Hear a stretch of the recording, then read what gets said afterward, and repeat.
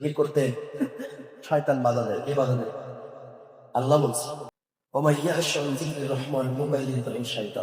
যখন একটা বান্দা জিকির থেকে গাফিল হয়, শয়তান তাকে ধোঁকা দিতে শুরু করে দেয়। শয়তানের ধোঁকা থেকে বাঁচায় কে? আল্লাহ। কিসের মাধ্যমে? নামাজের মাধ্যমে না। নামাজের মধ্যে আল্লাহ নবী বলছে যে নামাজের মধ্যেও শয়তান এসে ধোঁকা দেয়। আল্লাহ হাবিবের হাদিস, কিন্তু নামাজের ভিতরেও শয়তান মানুষকে ধোঁকা দেয়। কিন্তু জিকির একমাত্র যার ভিতরে শয়তান থাকতে পারে না, শয়তান পালায় না। সুবহানাল্লাহ। আমরা কি এটা করি? তাহলে তো শয়তান আমাদের পকেটের মধ্যে বসে থাকে। আমাদের দ্বারা কি ভালো কাজ সম্ভব? শয়তান যদি আপনার আমার পাশে লেগে থাকে, কখনো ভালো কাজ সম্ভব? এই জন্য আল্লাহ বলছেন ওয়াসবির নাফসাকা মাআল্লাযীনা ইয়াদউনা রাব্বাহুম বিল গাদাতি ওয়াল আশিয়্যি ইউরিদুনা ওয়াজহা। ওয়াসবির, তোমরা ধৈর্যের সাথে লেগে থাকো, মাআল্লাযীনা, ওই মানুষগুলোর সাথে, ইয়াদউনা রাব্বাহুম, যারা ডাকে তোমার প্রভুকে, বিল গাদাতি ওয়াল আশিয়্যি, সকালবেলায় এবং সন্ধ্যাবেলায়, যারা তোমার রবের নাম ধরে ধরে ডাকে, তাদের সাথে তোমরা লেগে থাকো।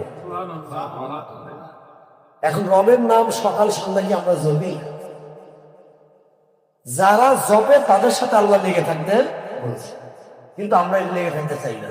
কারণ জিকির করতে তো আমাদের কোনো ফায়দা নেই, দুনিয়াবি উপকার নাই, টাকা পয়সা পাওয়া যায় না, ব্যবসা ভালো হয় না, চাকরি ভালো হয় না, সময় নষ্ট হয়ে যায়, বিভিন্ন চিন্তা আমাদের মাথার মধ্যে আসে। কিন্তু আপনার ঈমান নষ্ট হয়ে যাচ্ছে এই চিন্তাটা মাথার মধ্যে ঢোকে। ঈমানকে তরুতাজা করতে চাইলে, শয়তান থেকে বাঁচতে চাইলে আল্লাহর জিকির সর্বদা করা উচিত। আর আল্লাহর জিকির কখনো শয়তান সহ্য করতে। এখন শয়তান কি সরাসরি কোনদিন দেখছেন আপনি? কথা কোন দেখছেন? তাহলে শয়তান কোথায়? শয়তান কি এখান থেকে দৌড়ে চলে যাবে? না। শয়তান, আল্লাহর হাবিব বলেছেন আশ-শাইতানু জাসিমু আলা কলবি বানি আদম, বনি আদমের কলবের উপর শয়তান বসে ওই মানুষকে ধোঁকা দিয়ে জিকির থেকে গাফিল করে দেয়, মানে জিকির থেকে দূরে সরে দেয়। আল্লাহর হাবিব বললেন ইজা যাকার আল্লাহ, যখন একটা বান্দা আল্লাহর জিকির করে, খনাস, শয়তান তখন পালায় যায়।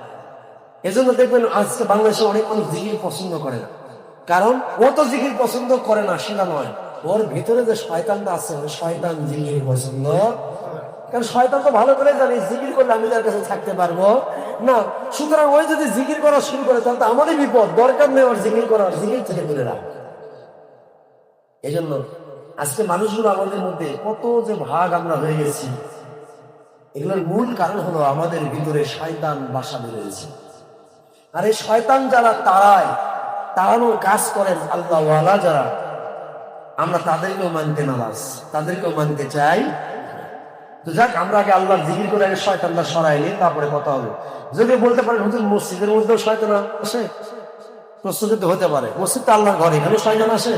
আপনি নামাজ কোথায় পড়েন, মসজিদের বাইরে? তো শয়তান ধোঁকা কোথায় দেয়? তাহলে মসজিদেও শয়তান আসে। এজন্য সতর্ক থাকতে হবে। আপনাদের কেউই শয়তান মুক্ত না। শয়তান যে কোনো মুহূর্তে আপনাকে আমাকে ধোঁকা দিতে পারে, কিন্তু এই ধোঁকার থেকে বাঁচতে চাইলে, শয়তানের ধোঁকার থেকে বাঁচতে চাইলে আল্লাহওয়ালা যারা যারা জিকির করে তাদের সঙ্গে লেগে থাকতে হবে। সুবহানাল্লাহ।